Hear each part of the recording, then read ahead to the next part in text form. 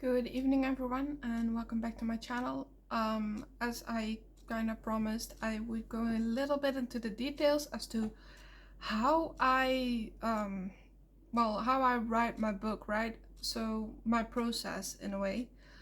I'm not talented or anything in a way of explanation, so I hope that this is a little bit clear for everybody who would like to try and write down.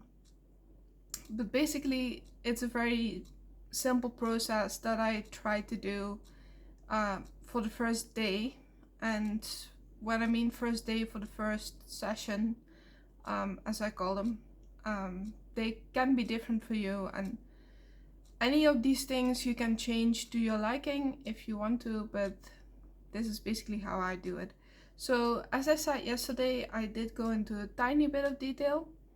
I start with creating names and characters and going to details on separate sheets of each character as to background story, what they look like, if they have any traits, things like that. I write that down separately in all kinds of different sheets, all kinds of different sheets that I have on each character that I want to put into the book.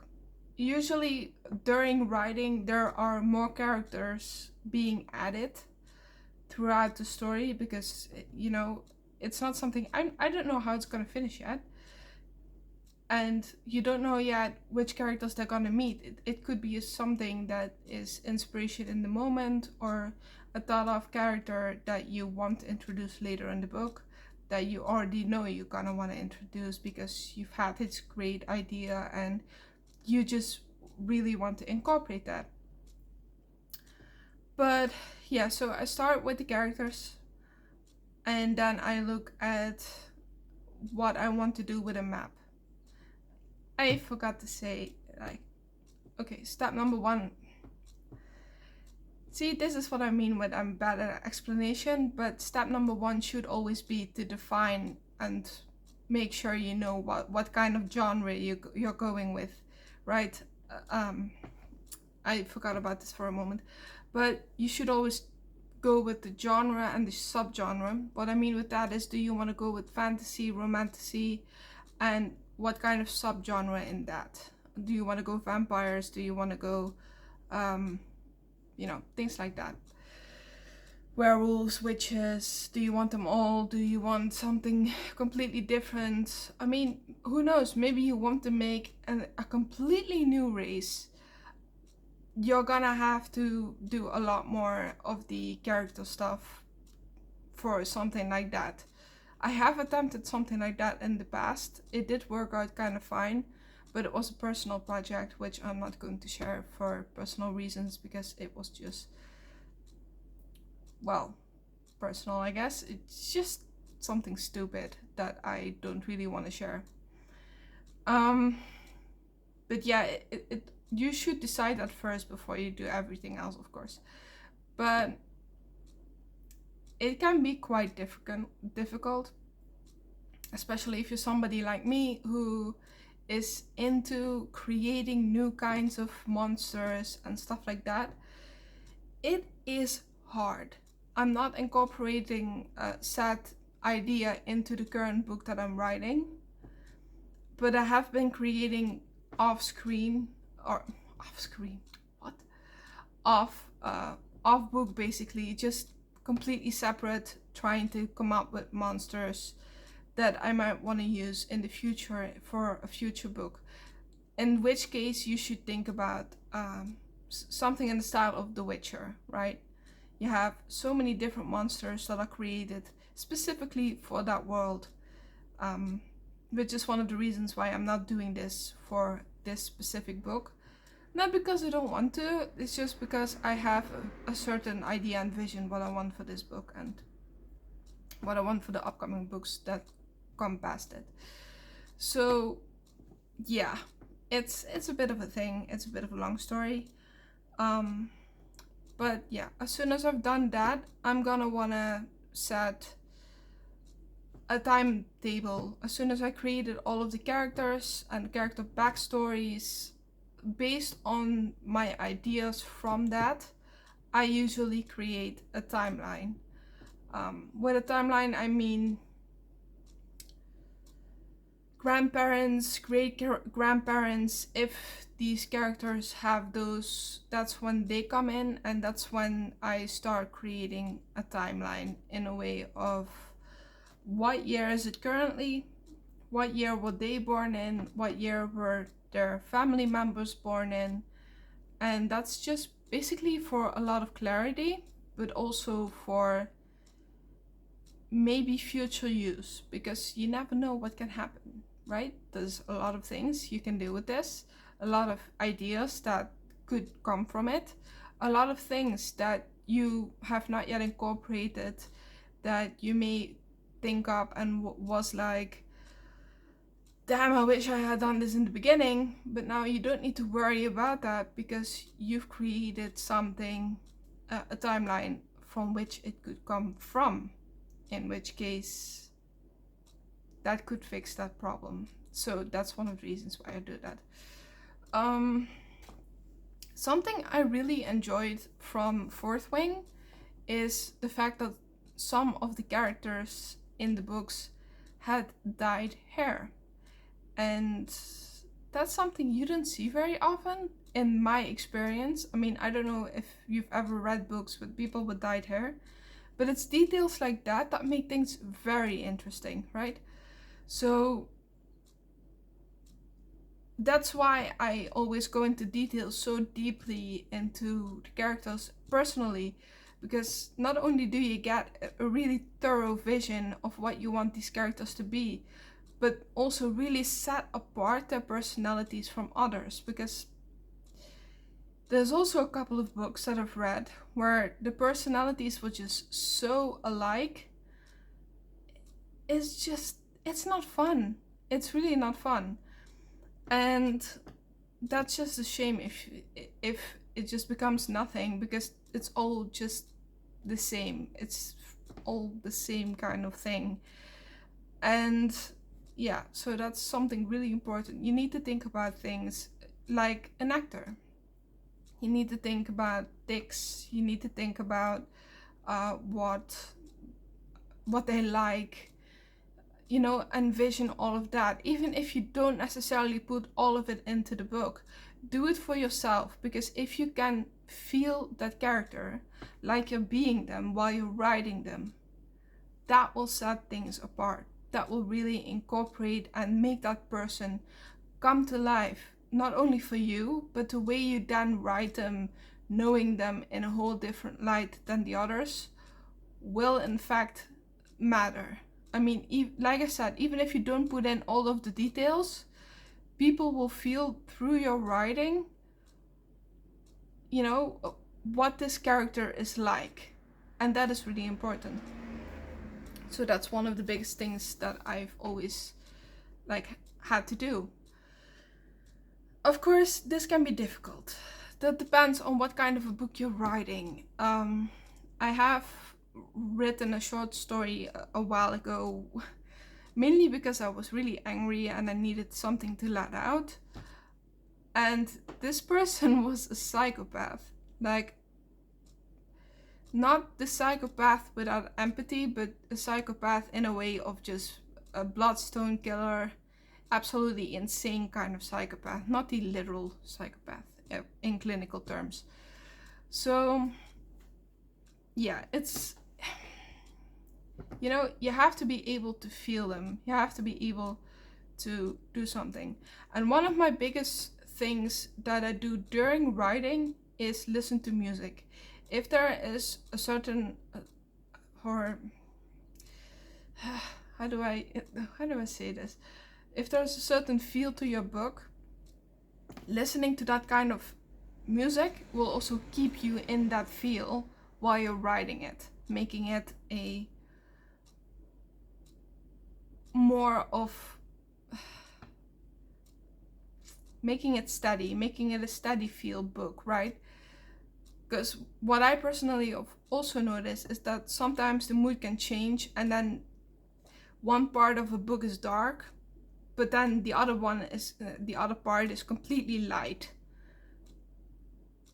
which pulls you out of that sphere of the first like half of the book or a quarter or whatever it may be.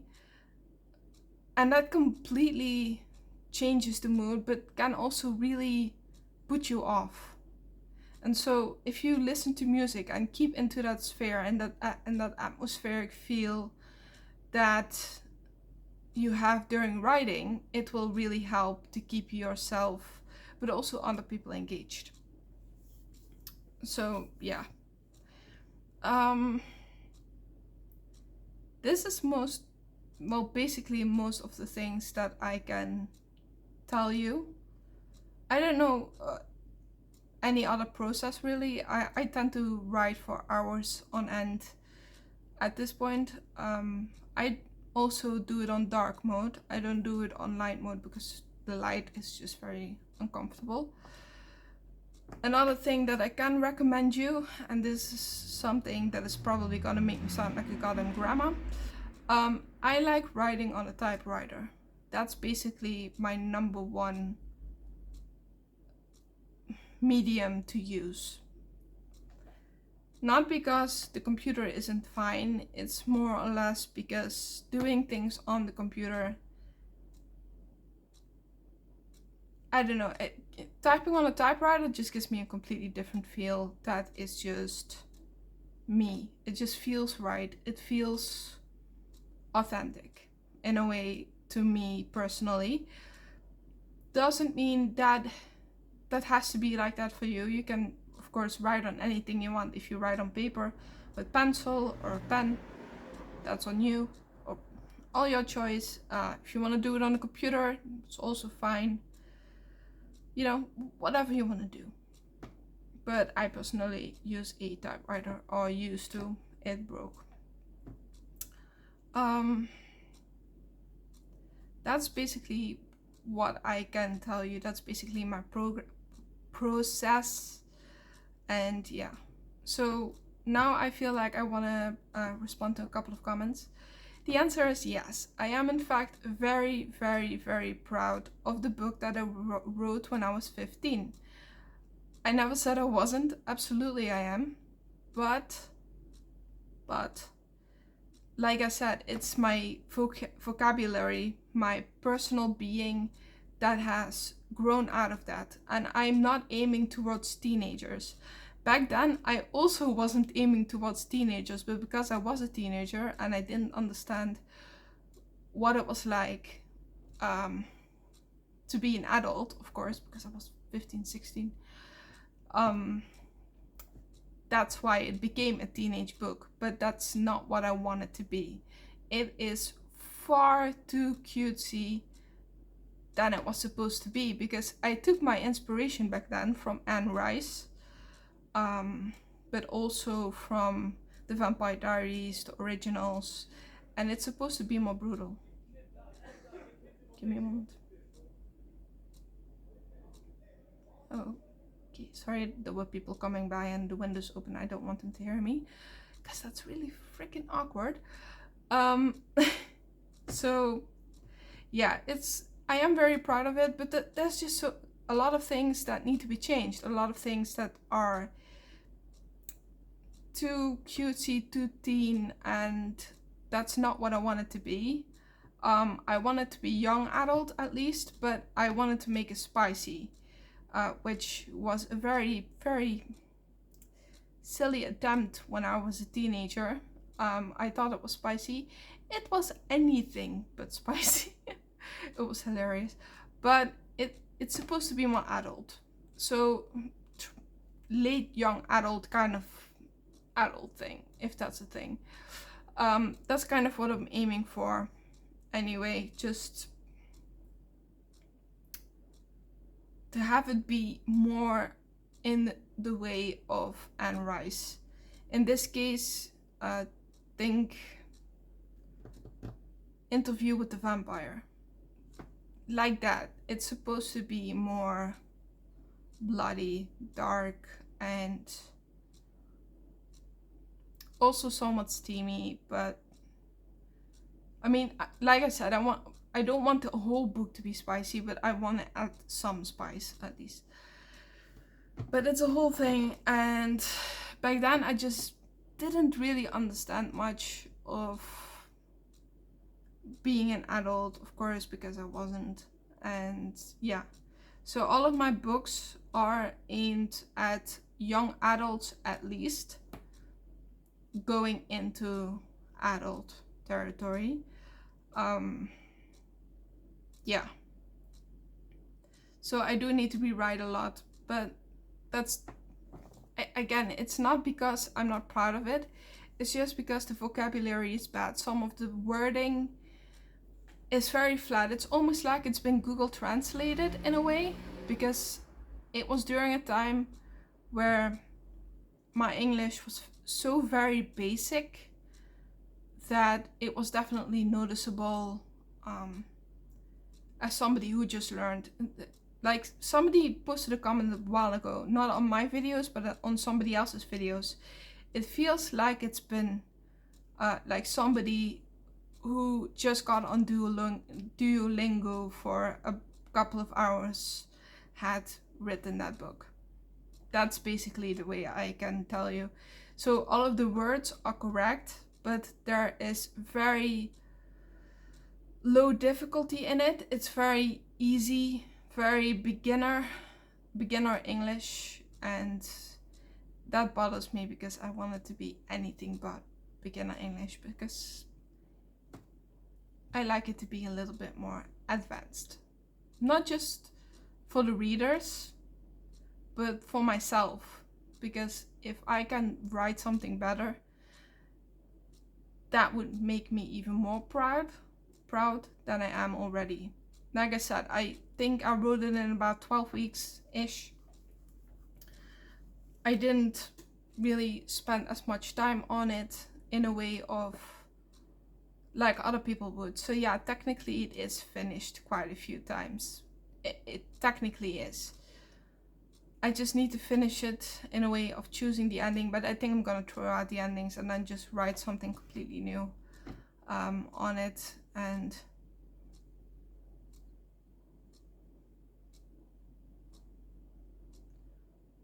sorry, I think I'm gonna have to cut the video. I smell fire. Yeah, no, that's definitely the smell of fire.